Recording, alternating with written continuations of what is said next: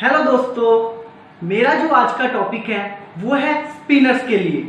जैसे कि दोस्तों आप सबको पता है कि स्पिनर दो तरह के होते हैं, एक होता है रिस्ट स्पिनर और एक होता है फिंगर स्पिनर। जिसे हम फिंगर स्पिनर को हम बोलते हैं ऑफ स्पिनर और लेफ्ट आर्म स्पिनर, और रिस्ट स्पिनर को हम बोलते हैं लेग स्पिनर।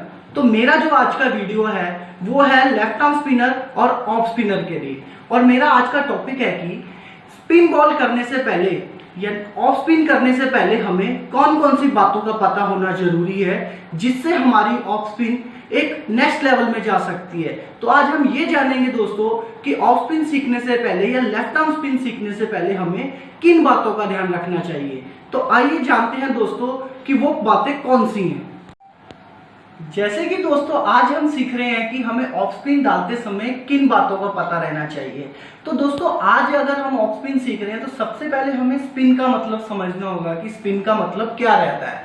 तो जैसे कि दोस्तों आपने देखा होगा कि जो ऑफ स्पिनर बॉलर रहता है या लेफ्ट आर्म स्पिनर बॉलर रहता है, ये जब भी मैचेस में बॉल डालते हैं या आपने देखे होंगे जैसे कि ऑफ स्पिनर में आप देख लो मुथाया मुरलीधरन, अभी रविंद्र जडेजा, आर अश्विन, आप देखोगे कि ये जब बॉल डालते हैं इनके पास एक बेहतरीन एक्शन तो रहता ही रहता है, साथ में इनके पास एक अच्छी लाइन लेंथ भी रहती है और ये बहुत अच्छी हाइट से अपना बॉल छोड़ते हैं। और उसके बाद आपने एक चीज नोटिस की होगी कि इनके जो बॉल में रोटेशन बहुत अच्छा रहता है। तो आप देखोगे कि जब ये रोटेशन देते हैं बॉल को, इनकी आर्म पोजीशन बहुत हाई रहती है और वहां से जब ये रोटेशन देते हैं बॉल को तो ये आप देखते हैं सेम एक्शन से बॉल को टर्न करते हैं, सेम एक्शन से बॉल को फ्लाइट देते हैं और सेम एक्शन से बॉल को तेज निकालते हैं। तो दोस्तों ये जो खेल रहता है स्पिन का, ये टोटली डिपेंड रहता है हमारे बॉलिंग एक्शन में, हमारी आर्म स्पीड में।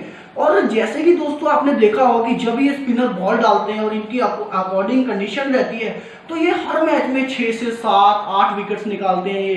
तो स्पिन एक ऐसा आर्ट है दोस्तों कि जिसको अगर आपने सीख लिया तो आप बहुत अच्छी क्रिकेट खेलोगे। और आपको स्पिन सीखने से पहले किन किन बातों का ध्यान देना है दोस्तों, वो मैं आज आपको बताऊंगा कि आपको स्पिन सीखने से पहले किन बातों का ध्यान देना है। आइए देखते हैं दोस्तों।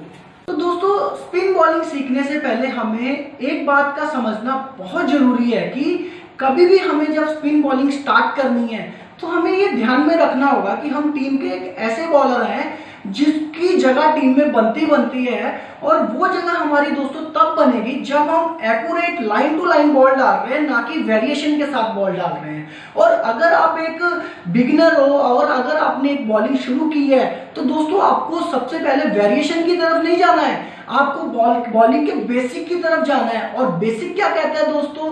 बेसिक ये कहता है कि आपके पास एक अच्छा बॉलिंग एक्शन होना चाहिए, आपके पास एक अच्छा रिलीज पोजीशन होना चाहिए, आपके पास एक अच्छा ग्रिप होना चाहिए। अगर दोस्तों आपका बेसिक स्ट्रांग है और आप अपने बेसिक पे काम कर रहे हो तो मैं आपको 100% बोल सकता हूं कि आपका जो स्पिन बॉलिंग है वो बहुत जल्दी इंप्रूव होगा।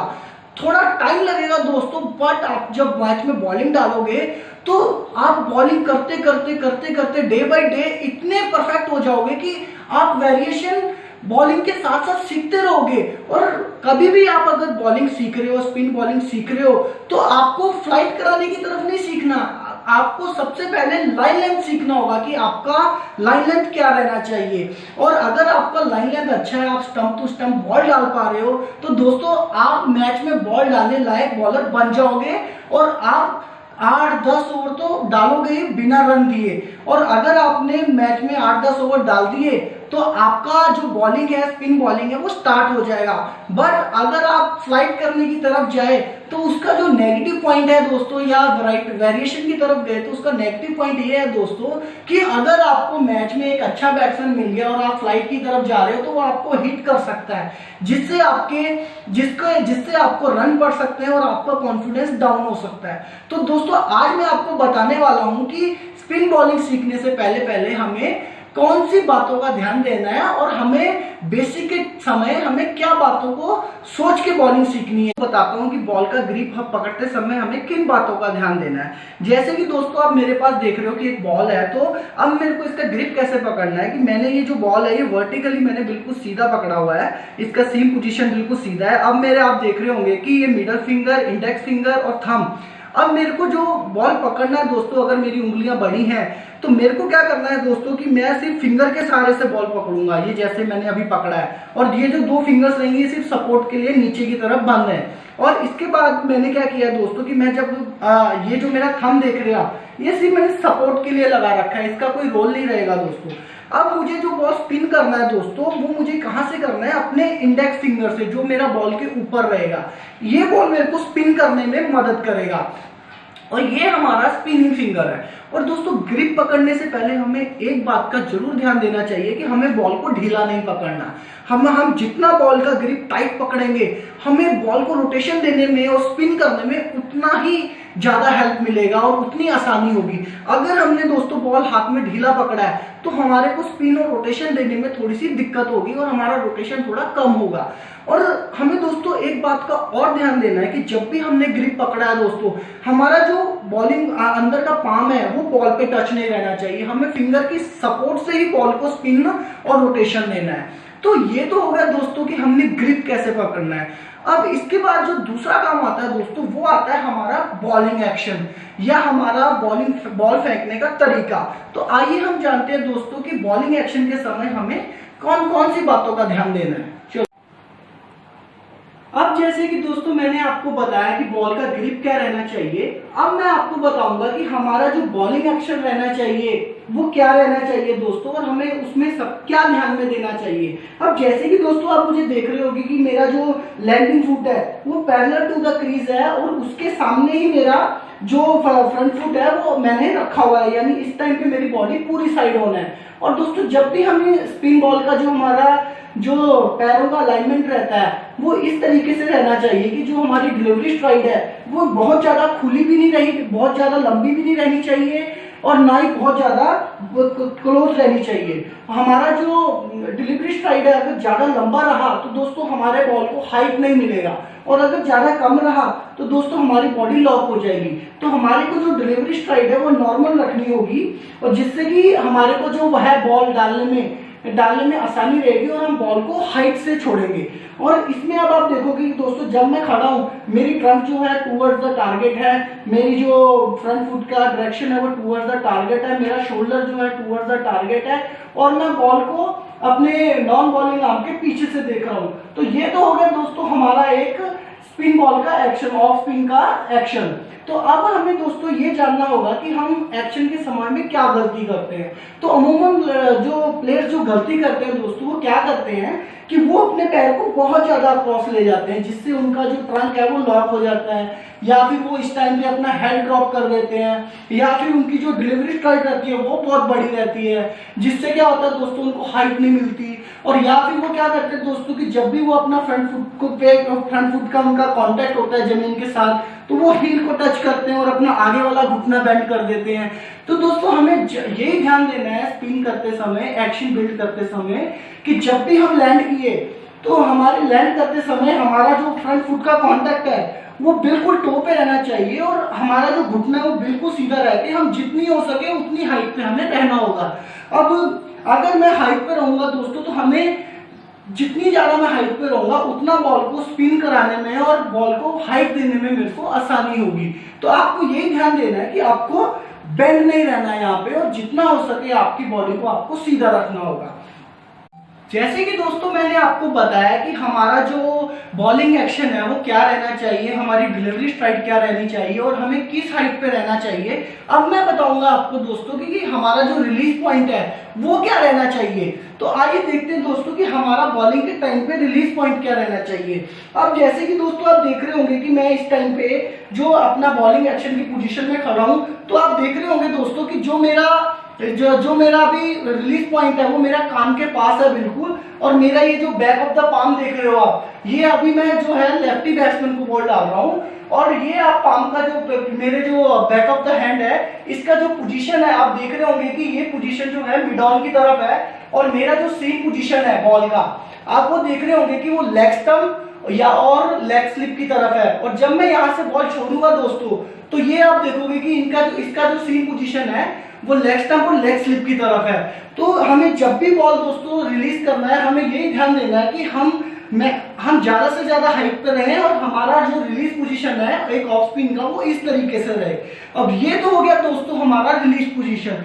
अब यहाँ पे जो बॉलर है वो क्या गलती करता है दोस्तों कि जब भी वो रिलीज पोजीशन में आता है तो वो क्या गलती करता है कि उसका जो डिलीवरी स्ट्राइक रहता है, अगर एक तो बेंड रहता है वो या बहुत ज्यादा क्रॉस रहता है, तो उसका उसमें ये जो बॉलिंग आर्म है ये टारगेट की तरफ जाने की बजाय ये दूसरी तरफ चला जाता है, फाइन लेग की तरफ चला जाता है और उसका ये जो अपना रिलीज पॉइंट रहता है हेड गिरने के साथ ये उसका राउंड आर्म चला जाता है यानी बॉडी से दूर, जिससे उसको बॉल को स्पिन कराने में बहुत दिक्कत होती है।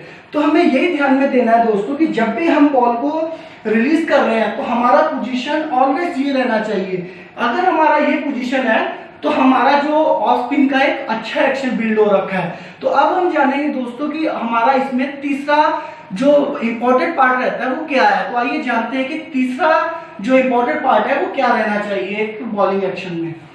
अब जैसे कि दोस्तों मैंने आपको बताया कि हमारा जो रिलीज पॉइंट है वो कहाँ पे रहेगा। अब दोस्तों रिलीज पॉइंट पे जहां बात आ गई, अब यहाँ से जो हमारा है बॉल का सबसे इंपॉर्टेंट पार्ट शुरू होता है हमारे बॉलिंग एक्शन का, वो है हमारा फिनिश। और दोस्तों जैसे कि आप देख रहे हो कि अभी मेरी जो पोजीशन बनी थी, आप देख रहे होंगे कि इस टाइम पे मेरा जो पोजीशन बना है मैं पूरा हाइट पे खड़ा हूँ, मैं आगे वाले पैर पे चढ़ के खड़ा हूँ, मेरी बॉडी एक लाइन पे है। अब यहाँ से अगर मेरे को दोस्तों बॉल छोड़ना है तो आप देखोगे कि मेरे को ये शोल्डर का यूज कर रहा हूँ मैं, आप देखो ये मैंने शोल्डर का यूज किया है। अब अगर मेरा ये राउंड आर्म रहता तो मेरे शोल्डर का यूज नहीं रहना था, जिससे मेरे को बॉल को रोटेशन देने में दिक्कत आनी थी। और अब आप देखो कि जब मेरा ये पोजीशन है तो यहाँ से मैं जो है 90 डिग्री में आ गया हूँ। अब मुझे यहाँ से 180 डिग्री कंप्लीट करना है और वो कैसे पॉसिबल है दोस्तों, जब मैं पिवट दूंगा एक अच्छा। और अब आप देखोगे कि जब मैं अपना एक्शन फिनिश कर रहा हूँ तो अब यहाँ से जब मेरा आर्म घूम रहा है, ये देखो यहाँ से जब मेरा आर्म घूम रहा है और यहाँ पे आके मैं फिनिश कर रहा हूँ तो ये 180 डिग्री में मैं फिनिश कर रहा हूँ, जिससे क्या हो रहा है दोस्तों मेरे बॉल को रोटेशन बहुत ज्यादा मिलेगा। और अमूमन जो बॉलर गलती करते हैं वो क्या करते हैं कि वो इस एक्शन को यहाँ से आके फिनिश नहीं करते, यहाँ पे फिनिश कर देते हैं, जिससे उनके बॉल को ना तो टर्न मिलता है, ना फ्लाइट मिलता है, ना ही रोटेशन मिलता है। तो हमें कभी भी अगर अपना एक्शन बिल्ड करना है या बॉल को स्पिन करने की कोशिश करनी है, रोटेशन देने की कोशिश करनी है, तो वो तभी पॉसिबल है दोस्तों जब आपके जो हाथ है वो एक लाइन पे चले। जब आपके हाथ एक लाइन पे चलेंगे, वो शोल्डर आपके वर्टिकली चलेंगे, तभी आपको बॉल को रोटेशन देने में आसानी होगी। और आपको एक बात का और ध्यान देना है दोस्तों कि जब भी आप बॉल को रोटेशन दे रहे हो, अभी देख रहे होंगे आपकी मेरा जो पैर का टो है वो लेग स्लिप की तरफ है। अब जब मैं इसको फिनिश करूंगा अपने एक्शन को तो मेरे टो का जो डायरेक्शन है आप देख रहे होंगे कि ये थर्ड मैन की तरफ हो गया है। तो अब आप देखोगे कि ये थर्ड मैन की तरफ हो गया है। तो हमें कभी भी जब भी हमें बॉल को रोटेशन देना है और अपना एक्शन फिनिश करना है तो हमें यही ध्यान देना है कि हमें हाइट पे आके अपना जो पिवट है वो कंप्लीट करना होगा, जिससे हमारे बॉल को रोटेशन मिलेगा। जैसे कि दोस्तों मैंने आज आपको बताया कि आपका एक लेफ्ट आर्म स्पिनर का बॉलिंग एक्शन क्या रहना चाहिए, आपका रिलीज पॉइंट क्या रहना चाहिए। अगर आपको मेरा दोस्तों ये वीडियो पसंद आया हुआ हो तो प्लीज इसको लाइक कीजिए, कमेंट कीजिए, और अगर आप मुझसे कोई क्वेश्चन पूछना चाहते हैं तो कमेंट के माध्यम से या फिर फेसबुक या इंस्टाग्राम में भी पूछ सकते हैं, जिनका लिंक मैंने नीचे डिस्क्रिप्शन में दिया हुआ है। और अगर आप मेरे और भी वीडियो देखना चाहते हैं तो प्लीज मेरा चैनल सब्सक्राइब कीजिए। Thank you so much guys.